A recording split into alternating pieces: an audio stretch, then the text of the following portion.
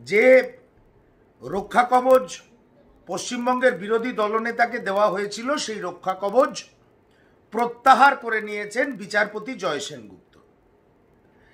আপনারা সবাই ভাবছেন যে ভারতবর্ষের শাসন ব্যবস্থা, ভারতবর্ষের আইন ব্যবস্থা প্রচণ্ড এখনো অনেকটা নিরপেক্ষ রয়েছে, তাই এই রক্ষা কবচ যে এফআইআর হলেও তাকে কিছু করা যাবে না, ভবিষ্যতের এফআইআরের কথা ভেবেও তাকে কিছু করা যাবে না, এতটাই নিরপেক্ষ ভারতবর্ষের আইন ব্যবস্থা যে সেটা প্রমাণিত হলো।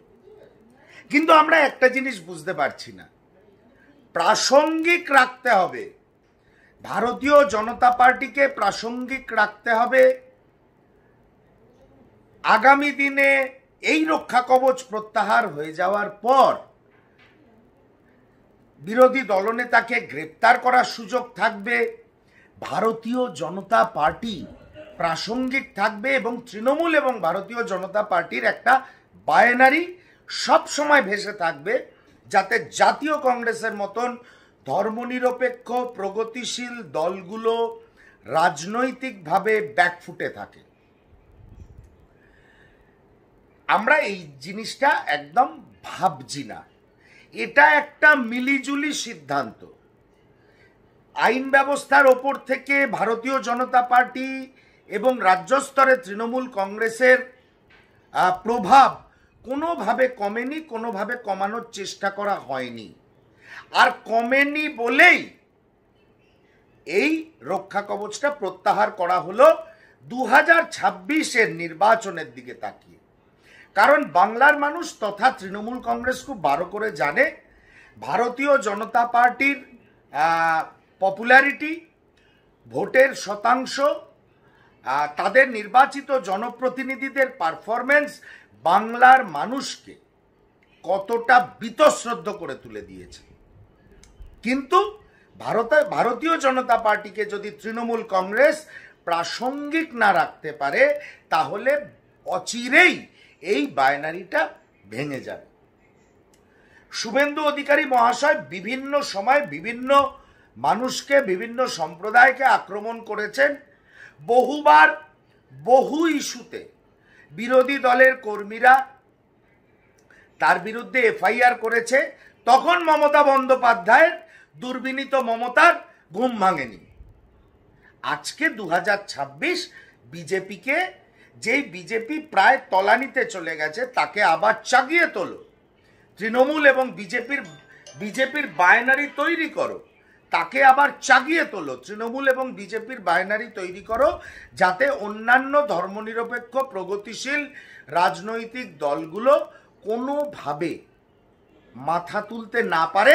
আমরা দুপক্ষ ভোট ভাগাভাগি করে নেব, এটাই হচ্ছে মমতা বন্দ্যোপাধ্যায়, আর এটাই হচ্ছে নরেন্দ্র মোদী। কেউ ভাববেন না আইন ব্যবস্থা অত্যন্ত স্বাধীন হয়ে গেছে, কেউ ভাববেন না আইন ব্যবস্থা প্রভাব মুক্ত হয়ে গেছে। এটা তুলে নেওয়া মানে নতুন করে নানা রকমের কার্যপ্রণালীর মাধ্যমে বিজেপিকে বাঁচিয়ে রাখা।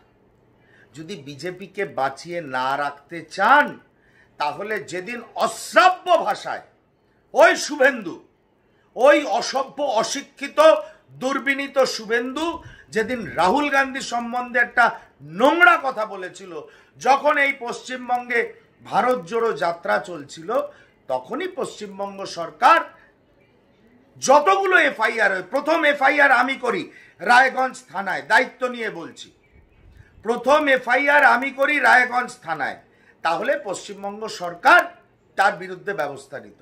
ব্যবস্থা তারা নেবে না, কারণ মমতা বন্দ্যোপাধ্যায়ও রাহুল গান্ধীকে বসন্তের কোকিল বলে, আর শুভেন্দু অধিকারী যে ভাষা প্রয়োগ করে সেটা আপনাদের সামনে বলার আমার মতন একটি ভদ্র পরিবারের সন্তানের সম্ভব নয়। সেই জন্যে ওদের ওই দুর্বিনীত মুখপাত্র যতই বড় বড় কথা বলুক, এই যে রক্ষা কবচ প্রত্যাহার হয়েছে, এটাও নরেন্দ্র মোদী তথা মমতা বন্দ্যোপাধ্যায়ের মিলিজুলি একটি সিদ্ধান্ত। যদি সত্যি ওরা শুভেন্দু অধিকারীর বিভিন্ন বাক্য, সংলাপ এগুলোর বিরুদ্ধে, বিভিন্ন সম্প্রদায়কে আক্রমণ করার বিরুদ্ধে বা ভারতবর্ষের বিরোধী দলনেতাকে আক্রমণ করার বিরুদ্ধে পদক্ষেপ নিতে চাইতেন, অনেকদিন আগেই নিতে পারতেন, কিন্তু ওনাদের মুখপাত্র কুণাল ঘোষ সেটা জানে না বা জানতে চায় না। কারণ তৃণমূল কংগ্রেস খুব ভালো করে জানে এমন সময় এই রক্ষা কবচটাকে আমরা প্রত্যাহার করিয়ে নেব, আইন ব্যবস্থার ওপরে চাপ সৃষ্টি করে, যাতে 2026-এ এই ভারতীয় জনতা পার্টি আর তৃণমূলের বায়নারি চলতে থাকে। সেই জন্য বাংলার মানুষের কাছে একজন কংগ্রেসের কর্মী হিসাবে আমার অনুরোধ, এই রক্ষা কবচ প্রত্যাহার মানে আইন ব্যবস্থা স্বাধীন হলো না। এই রক্ষা কবচ প্রত্যাহার মানে আইন ব্যবস্থা প্রভাবমুক্ত হলো না। এই রক্ষা কবচ প্রত্যাহার মানে নরেন্দ্র মোদী এবং মমতা বন্দ্যোপাধ্যায়ের শয়তানি আবার জনসমক্ষে এসে গেল, যে তারা তৃণমূল এবং বিজেপির বায়নারিকে 2026-এর দিকে তাকিয়ে বাঁচিয়ে রাখতে চায়। তা না হলে সেদিনই শুভেন্দু অধিকারীর বিরুদ্ধে তারা ব্যবস্থা নিত, যেদিন কুরুচিপূর্ণ মন্তব্য নিজে একজন বিরোধী দলনেতা হয়ে লোকসভার বিরোধী দলনেতার বিরুদ্ধে করেছিল। সবটাই গটাপ, সবটাই নোংরামো, সবটাই নোংরা রাজনীতি। মাঝখান থেকে চাপে পড়ে রয়েছে ভারতবর্ষের আইন ব্যবস্থা। সেই আইন ব্যবস্থা কখনো ভাববেন না স্বাধীন হয়ে গেছে, প্রভাবমুক্ত হয়ে গেছে। এইটুকুই আপনাদের গোচরে আনার আমার মনে হয় প্রয়োজন ছিল, এইটুকুই জানালাম। সবটাই রাজনীতি, 26-এর দিকে তাকিয়ে বিজেপিকে বাঁচিয়ে রাখো, এটাই তৃণমূলের এজেন্ডা। ধন্যবাদ। আরো ভালো ভালো খবর দেখতে সাবস্ক্রাইব করুন বাংলা হান্টের ইউটিউব চ্যানেল। বাংলা হান্টের আরো খবর দেখতে নজর রাখুন। বাংলা খবর মানেই বাংলা হান্ট।